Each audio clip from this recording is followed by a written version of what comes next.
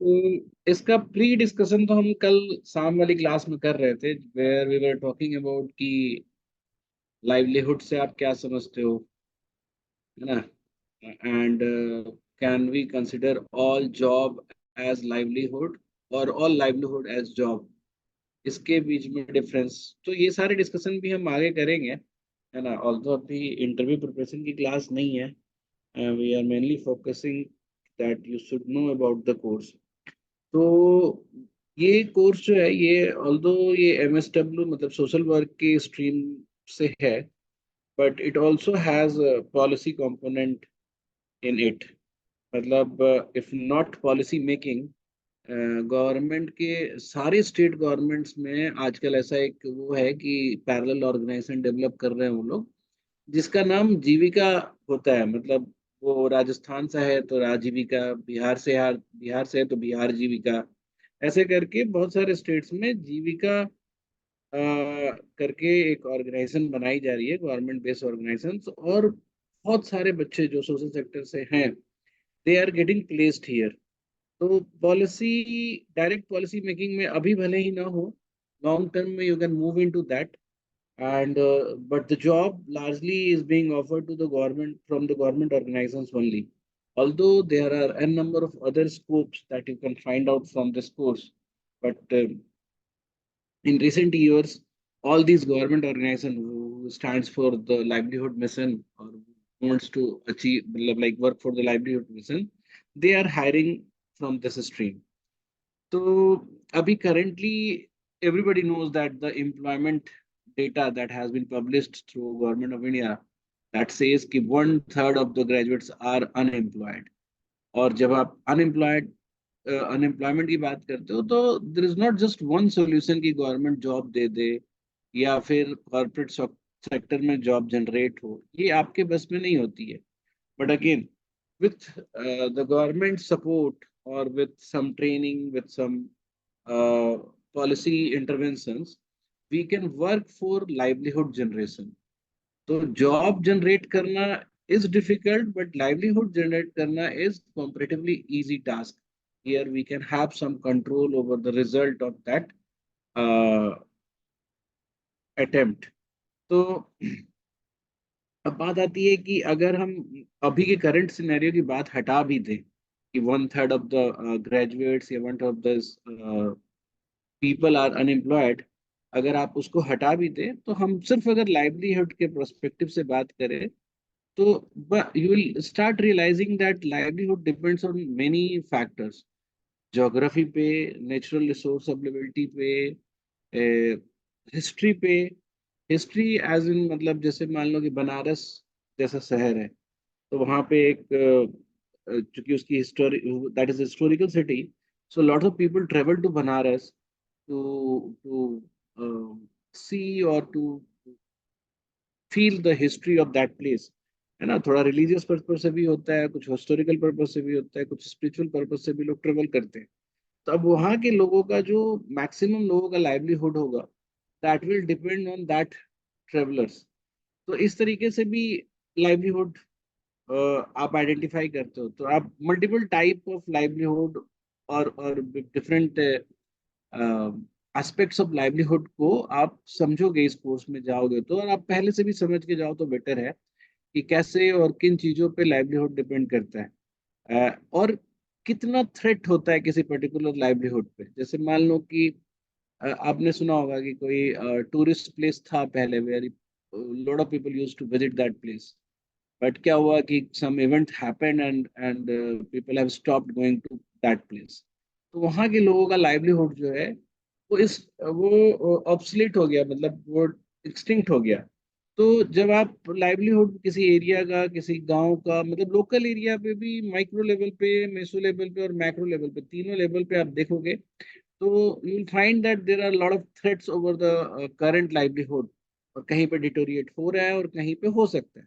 अब उस थ्रेट के भी मल्टीपल रीजंस होंगे, जैसे टेक्नोलॉजी ग्रोथ या फिर कल्चरल चेंज या इन्वायरमेंटल चेंज, और सोसाइटी के change, the way we are changing our traditions, उस पे भी डिपेंड करेगा। So there are a number of things which can impact the livelihood of the people. तो वो इन सारे सिचुएशन में जब बात आती है कि क्या कर सकते हैं हम, why should we do and why should we, मतलब government should intervene at that place. तो लाइवलीहुड अगर लॉस्ट होगा तो people will migrate from that place and people will be unemployed, और फिर वो प्रोडक्टिविटी उनकी कम हो जाएगी, फिर नेशंस का ग्रोथ रुक जाएगा, they will go into below poverty line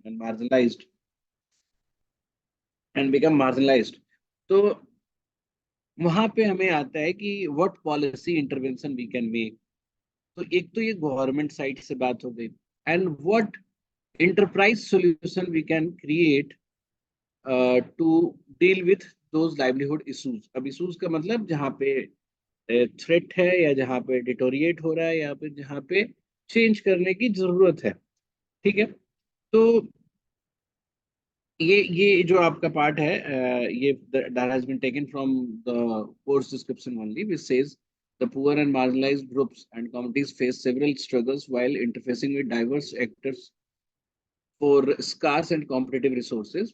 Further, with the advent of globalization and more powerful market forces acting on them, uh, there are they are at risk of being pushed further to the margins.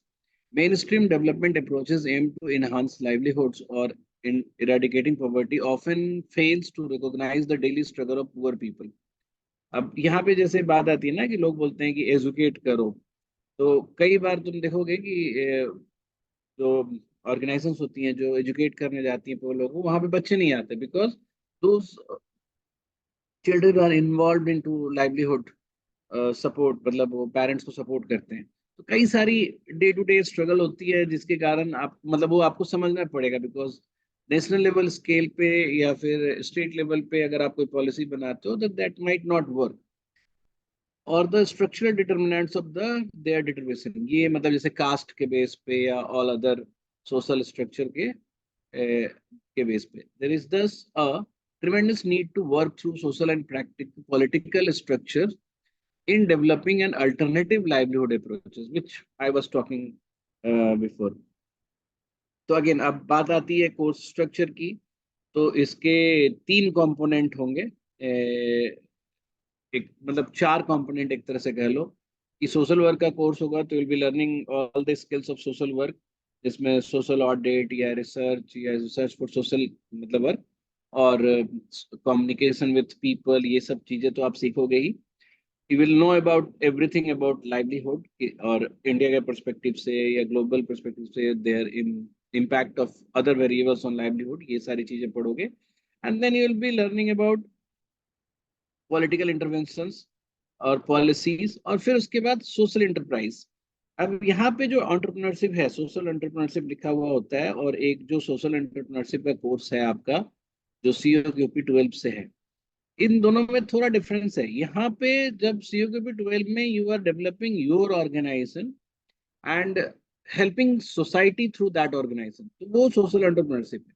यहाँ पे आपको एक enterprise develop करना है which might not be yours, that enterprise belong to the entire society जहाँ पे आप काम कर रहे होगे। तो जैसे एक एग्जांपल बताता हूँ, जैसे आपने एक गांव में, उत्तराखंड के गांव में गए, वहां पे आपने होम स्टेज डेवलप किया गांव के लोगों के थ्रू ही, and you made an organisation which is being owned by these people only, और आपने एक फाइनेंस और बाकी चीजों की मैनेजमेंट का एक प्रैक्टिस सेटअप कर दिया and you left that place. तो यहाँ जो इंटरप्राइज डेवलप हुआ, it is not your enterprise, but you solve the problem of livelihood and social security through this enterprise. तो यहाँ का ये जो सोशल इंटरप्राइज है, ये इस तरीके से काम करेगा।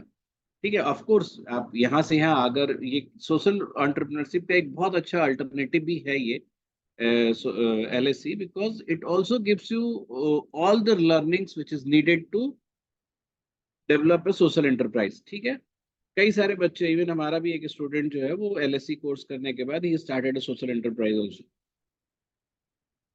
although that did not work, but इसका कोई नुकसान नहीं हुआ, because that came under the experience that he has, और बाद में वो टेक महिंद्रा के CSR डिवीजन में प्लेस्ड हो गया। तो पॉइंट ये है यहाँ पे कि आप LSC जो है, it can be alternative to social entrepreneurship also, and a better alternative because it also gives an opportunity to work for livelihood development. अब तुम कुछ खुद भी गेस कर सकते हो कि लर्निंग आउटकम्स क्या होगा. And what they have written is aim to strengthening the theoretical understanding of the complexities and dynamics of poor people's lives, world and livelihoods. Skill and capability, मतलब इसको बहुत कम में डाल लिख दिया गया है, बट देयर इज लॉट. वो आपको स्किल कैपेबिलिटी आउटकम से भी समझ में आ जाएगा कि ये भी तो आखिर सीखना ही होता है ना. तो कैपेबिलिटी के टर्म में इसलिए हमने इसको अलग रख दिया. To innovate practices and institution in enabling the poor and marginalized section of population to access improved livelihood opportunities. Improve मतलब कि जो पहले के थ्रेट्स थे या डिटोरिएशन थे उसको आप मिटिगेट कर रहे हो, या थ्रेट्स मिटिगेट कर रहे हो, या फिर उसको इम्प्रोवाइज कर रहे हो थ्रू टेक्नोलॉजी और some other resources. Apart from critically examining present-day livelihood approaches, the program strives towards innovating and incubating alternative methods of livelihood promotion, ensuring resource access and resource justice for the poor and marginalized. देख रहे हो यहाँ थोड़ा सा energy का भी component है ना, क्योंकि जो नेचुरल रिसोर्स के एक्सेस और उसके जस्टिस पे भी बात हो रही है. Social equity and empowerment and social value creation. Equip students to work with vulnerable groups, marginalized community, to develop and strengthen their livelihood through meaningful social enterprises, which I was talking about, collectives, etc. जो further scope आपको इस course से मिलेगा, मतलब you can just imagine कि what are the scopes that you can, मतलब what will be scope of this programme. और you can actually work in diverse area and work for diverse thing and grow up to any level. अभी आजकल जितने भी पैसे बाहर से आते हैं, फॉरेन से आते हैं फॉर इंडियन वो फिलंथ्रोपिक वर्क के लिए, उसमें हमको लगता है कि 70 to 80% money belongs to livelihood projects. Livelihood के प्रोजेक्ट्स के लिए ही आ रहे हैं ज्यादातर. पहले आता था कि वेमेन इशूज पे या फिर कास्टिज्म के अगेंस्ट या फिर कई सारे. आजकल लाइवलीहुड बिकम्स सच प्रेसिंग वो सिचुएशन की यहाँ पे मतलब बाहर के ऑर्गेनाइजेशंस भी इन्हीं चीजों पे पैसा दे रहे हैं. इवन वो जो गेट्स फाउंडेशन है या फिर इस तरह के जितने फाउंडेशन है, इनके इनके टोटल वर्क का 60% 70% is going into livelihood programmes. ठीक है, तो हर जगह पे आपको जॉब अपॉर्चुनिटीज हैं. The programme aims to impart and adequate knowledge, develop competent skills and provide students an exposure to appropriate attitudinal perspectives so to prepare them to occupy positions in government programs like national, ये जो मैं बता रहा था आपका, ये तो national livelihood mission है. स्टेट वाइज भी हर स्टेट की है. NGO, social enterprise, cooperatives and funding agencies. इसके अलावा you can also open your own organisations, you can work for CSRs, है ना, और गवर्नमेंट कंसल्टिंग डिपार्टमेंट्स ऑल्सो. तो ये जो है you can just see that this course is no less than any other PG course which exist in India. मुझे लगता है कि अगर आप इसकी यूटिलिटी की बात करोगे तो it is even better than HRM programme. बस ये है कि द फर्स्ट प्लेसमेंट फिगर जो है ना वो आपको कम दिखता है, तो आप ऐसे कोर्सेज को अप्रिशिएट नहीं कर पाते हो. But I think if you have that competency, because this course also demands a lot of competency and क्या बोलते हैं effort from your side also. If you have that, if you are interested in this kind of taking these challenges to develop livelihood for people or to mitigate their risk or to intervene with other technology and resources or learning, मतलब it's a continuous learning process भी होगा आपके लिए ये. और बहुत ही variety of opportunity you will be getting in your future. तो अगर आपको ये सब में इंटरेस्ट है, you can definitely pick this programme. और जो कट ऑफ होगा इसका, I think it will not be above 170 के आसपास होगा, उससे थोड़ा कम भी हो सकता है. जनरल कट ऑफ की बात कर रहा हूँ मैं. तो if you are getting these marks, आप इसको you can keep this as one of the preference in your registration form. ठीक है.